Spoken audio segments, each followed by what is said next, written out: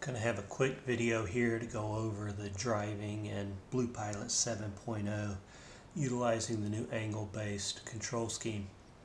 I'm going to do this video with a voiceover because no matter which of the 6 microphones I've used in the past for filming videos in the car, somebody has always came up with nasty comments about how the audio quality is not good enough.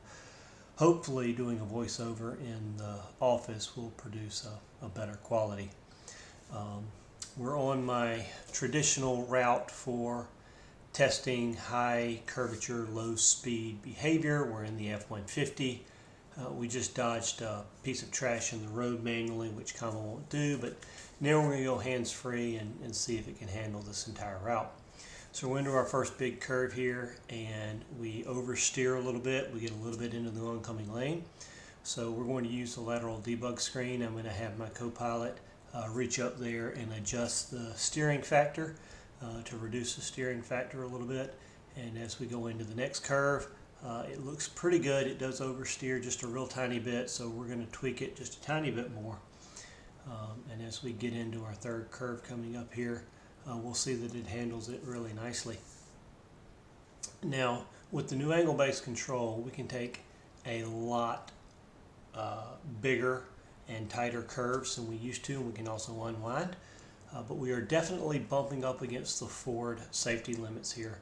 And so you have to be mindful of your speed primarily, because as speed increases, Ford really cuts back on the amount of steering it'll let you have. So for instance, this curve right here had a warning sign that said 15 miles an hour. And I get down to 25, 26, and it handles it fairly well. I actually wish I'd probably gone down to about 23. If I'm driving with my hands, I can take that curve at 35, maybe almost 40. But if you want to stay within the Ford safety limits, you got to get a lot closer to what those yellow signs that say, you know, what the recommended speed for the curve is. There's some coming up later on that we're going to have to get down under 25 to get those as well.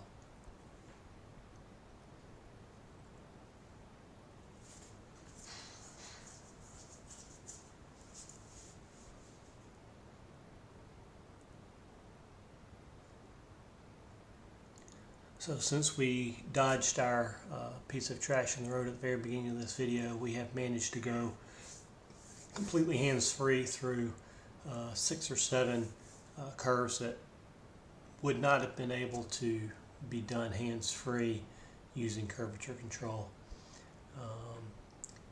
You know, the model tends to get really squirrely at stop signs, red lights, intersections. It likes to move the wheel a lot to really try and center up. So if you're in the tuning menu, don't try to focus on tuning when you're at a stop or you're coming to a stop or coming away from a stop. Focus on tuning when you're actually driving. You can be actually driving as slow as about 15 or 20 miles an hour, but not when you're coming to a stop or taking off from a stop. The model gets really squirrely there. We've reached the end of the first section of our torture test. We're going to make a manual right-hand turn here. We're definitely still nowhere near being able to make navigational turns. So as you can see, not really any wind up there. I did hold the wheel to kind of guide it in where the lane is getting narrow. I probably could have let go with no issues. The next thing we're going to do is take a traffic circle. Absolutely no way you're going to get to a traffic circle using Ford's Blue Cruise signals. They will support nowhere near the amount of steering torque required to get through a traffic circle.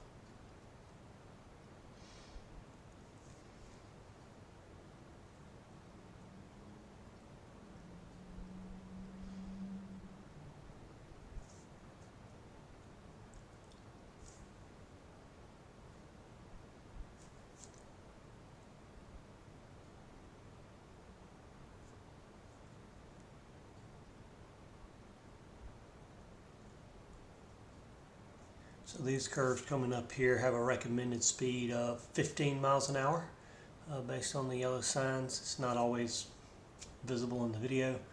We get down to 26, 25, and I do start to get a little bit of a flash saying that we're getting off center of our path. It still completed the curve, but we were starting to get a little off center. If I'd gotten down around 22, We probably could have completed it safely. We had to slow down to 23 to get the second one there, and we were still getting the flash that we were off center. So maybe even all the way down to 20 for the second half of that S-curve, we'd have been able to handle it. And once again, that's the forward lateral acceleration limits coming in.